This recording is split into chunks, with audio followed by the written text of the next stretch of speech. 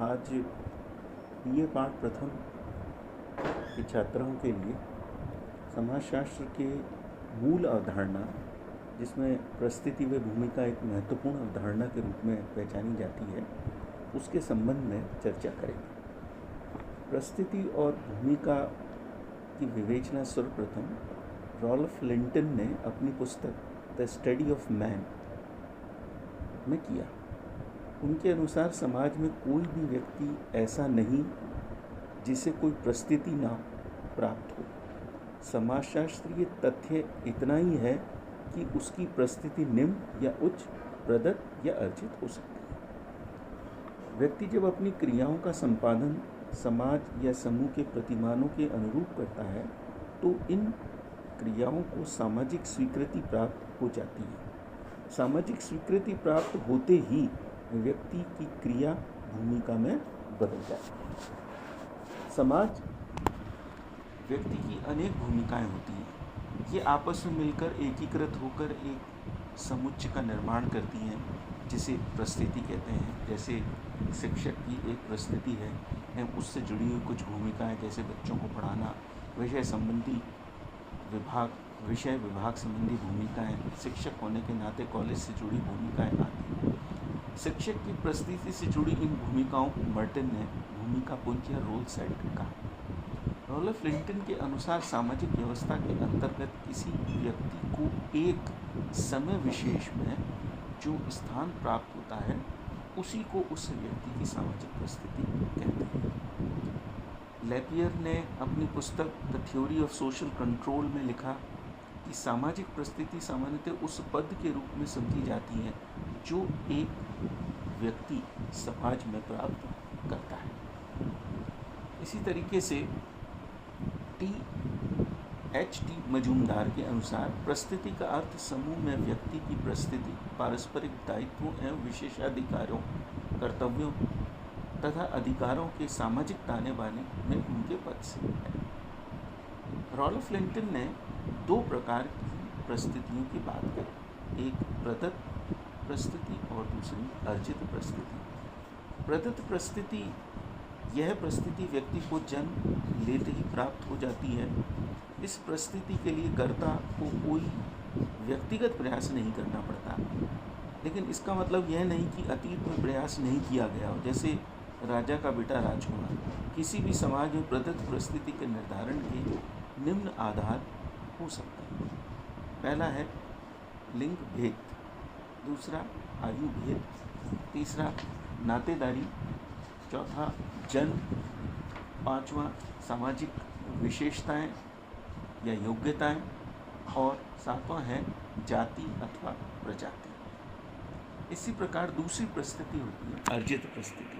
अर्जित परिस्थिति के लिए व्यक्ति को अनिवार्यतः परिस्थिति के अनुरूप कम या अधिक भूमिकाओं का निष्पादन करना पड़ता है तथा ऐसी परिस्थिति प्राप्त करने के लिए कुछ विशेष प्रयास करने पड़ते हैं। समाज में अर्जित परिस्थिति के निर्धारण के मुख्य आधार निम्नलिखित: नंबर 1 संपत्ति, दूसरा व्यवसाय, तीसरा शिक्षा, चौथा राजनीतिक सत्ता, पांचवा विवाह, छठा उपलब्धियां या अचीवमेंट्स। अब बात करते हैं परिस्थितियों की विशेषताओं। कुछ विशेषताओं का यहाँ पर जिक्र किया गया है। पहला है परिस्थिति के उपद्रव का मुख्य स्रोत भूमिका होती है। दूसरा, परिस्थिति से अधिकार एवं कर्तव्य का बोध होता है, जैसे पिता या पुत्र की परिस्थिति। प्रत्येक व्यक्ति समाज में कोई ना कोई परिस्थिति अवश्य धारण करता है। नंबर 4, परिस्थिति के अनुरूप व्यक्ति की भूमिका का निर्वहन करना पड़ता है। परिस्थिति प्रदत्त या अर्जित दोनों में से कोई एक या दोनों हो सकते हैं। परिस्थिति के आधार पर समाज कई समूहों में बंटा होता है। एक व्यक्ति की एक समय में एक से अधिक परिस्थितियां हो सकती हैं। परिस्थिति समाज की आवश्यकता का परिणाम होती है। परिस्थिति के साथ प्रतिष्ठा जुड़ी होती है।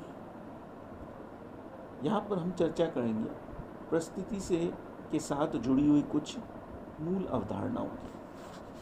पहला है परिस्थिति पुंज या स्टेटस सेट।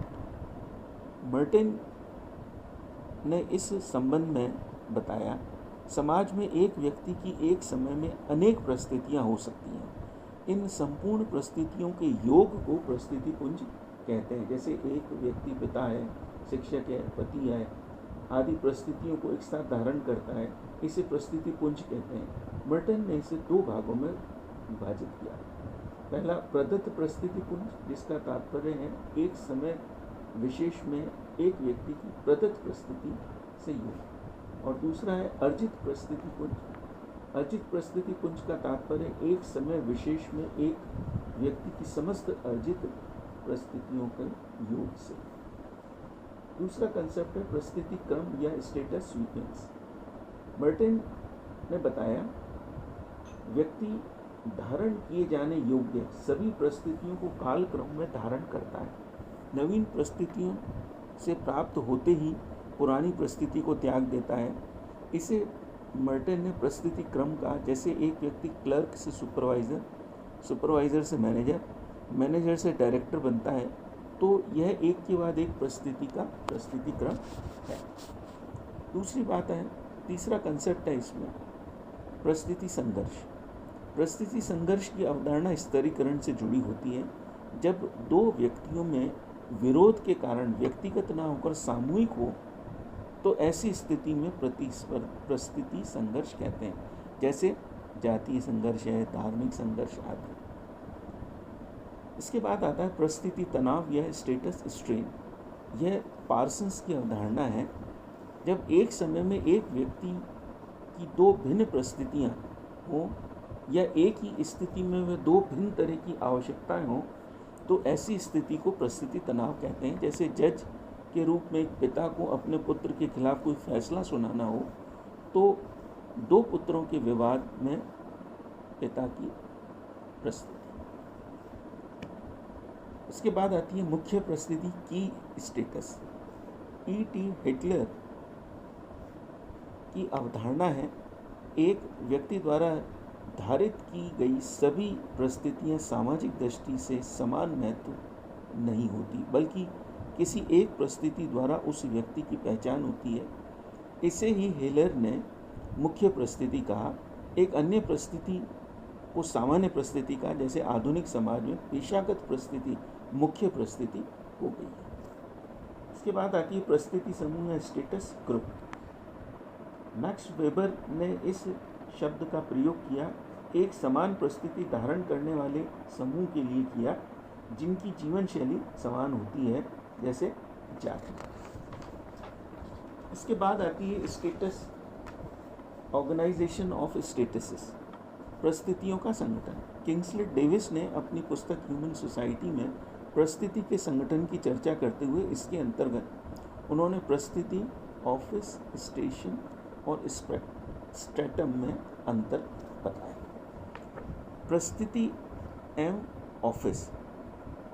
परिस्थिति एक व्यक्ति का वह पद है जो समाज में स्वाभाविक रूप से जनरीतियों एवं लोकाचारों द्वारा स्वीकृत होता है, जबकि ऑफिस व्यक्ति का वह पद है जो एक संगठन में निहित नियमों के द्वारा व्यक्ति को प्राप्त होता है। यह मुख्यतः अर्जित होता है, जैसे किसी कॉलेज का प्रोफेसर।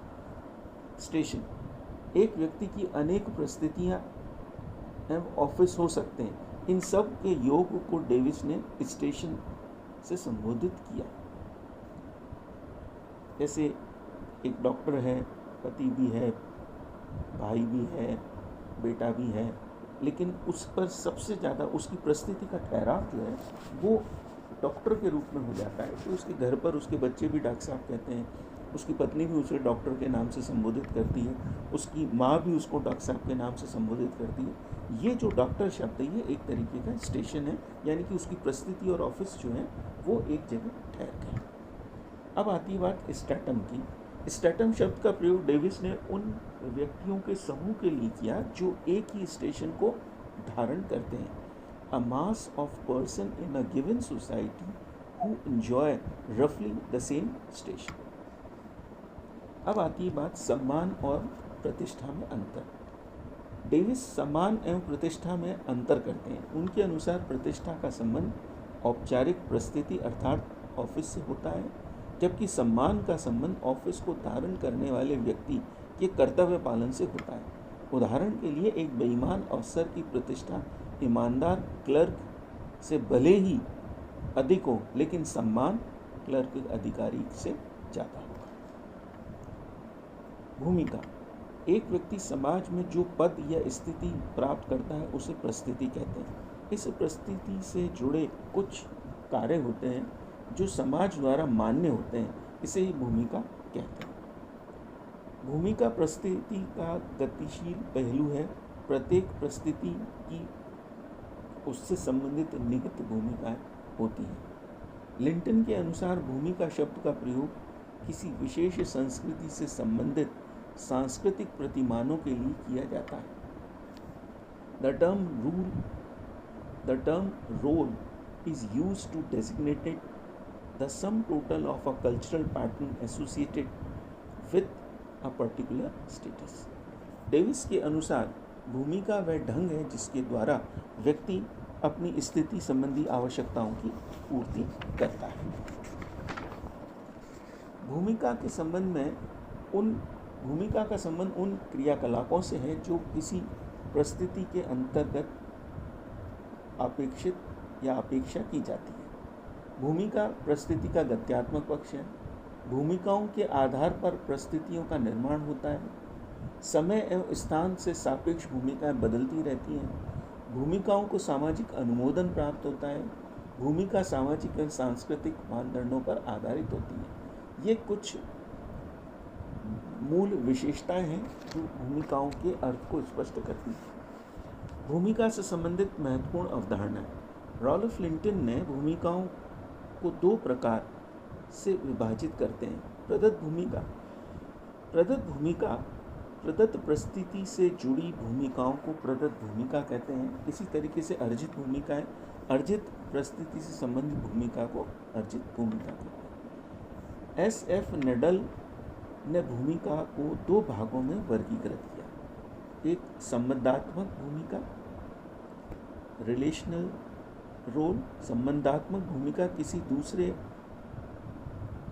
भूमिका से जुड़ी होती है, जैसे छात्र की भूमिका ना हो तो शिक्षक की भूमिका अर्थहीन होती है। दूसरी है गैर संबंधात्मक भूमिका, नॉन रिलेशनल। कुछ भूमिकाएं ऐसी होती हैं जो स्वतंत्र होती हैं, जैसे चित्रकार की भूमिका। भूमिका पुंज, भूमिका तनाव एवं भूमिका संघर्ष। एक परिस्थिति से जुड़ी विभिन्न भूमिकाओं को भूमिका पुंज कहते हैं। जब एक ही परिस्थिति के अंदर एक भूमिका के निष्पादन में दूसरी भूमिका निष्पादन कम या अधिक बाधित होता है या प्रभावित होता है, तो इस अंतर्विरोध को W.J. गुडे भूमिका तनाव कहते हैं। इस तरह एक व्यक्ति की अनेक परिस्थितियां होती हैं। इन परिस्थितियों की भूमिकाओं के निष्पादन में अंतर्विरोध होता है, उसे भूमिका संघर्ष कहते हैं। भूमिका दूरी, रोल डिस्टेंस, इसे इरविन गॉफमैन की अवधारणा कहते हैं। यह आधुनिक समाज की विशेषता है। जब किसी पद से जुड़े कार्य की मांग बहुत अधिक होती है तो इस व्यस्तता के कारण धीरे धीरे व्यक्ति अपने कार्य के प्रति अरुचि पैदा हो जाती है, जिसके कारण वह अपनी भूमिका का निष्पादन नहीं कर पाता। इसे ही भूमिका दूरी कहा जाता है। भूमिका दूरी कहते हैं। भूमिका निर्माण, रोल मेकिंग, रॉल्फ टैनर की अवधारणा है।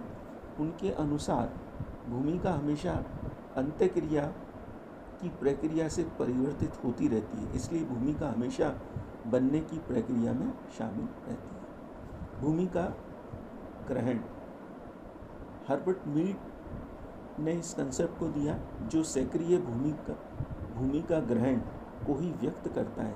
इसका प्रयोग उन्होंने सामाजिकरण की व्याख्या के लिए किया था। नई भूमिका प्राप्त होने पर उसके अनुरूप आचरण करना भूमिका ग्रहण है, जैसे सेना में नौकरी मिलने पर सैनिक की भूमिका अदा करना। सिख रोल या रुग्ण भूमिका, यह पार्सन्स की अवधारणा है। जब व्यक्ति बीमार होता है तो कुछ कार्यों से विमुक्त होना पड़ता है, साथ ही कुछ प्रिकॉशन को अपनाना पड़ता है। इसे ही पार्सन ने रुग्ण भूमिका कहा। बहुल भूमिका यानी कि मल्टीपल रोल, किसी व्यक्ति की सभी परिस्थितियों से जुड़ी हुई भूमिकाएं जब सीधे व्यक्ति से जुड़ जाती हैं तो उसे व्यक्ति की बहुल भूमिका कहते हैं। रोल एक्सपेक्टेशन या भूमिका प्रत्याशा। किसी भूमिका के संबंध में समाज द्वारा अपेक्षित भूमिका के पुंज को भूमिका प्रत्याशा कहा जाता है। इसके अंतर्गत स्वयं के संबंध में की गई अपेक्षाएं और दूसरों की अपेक्षाएं दोनों शामिल होती हैं, जैसे टीचर से अच्छी शिक्षा देना की अपेक्षा। इस तरीके से आज हमने चर्चा करी स्टेटस एंड रोल के बेसिक कंसेप्ट की और उसके इंट्रोडक्टरी पार्ट की।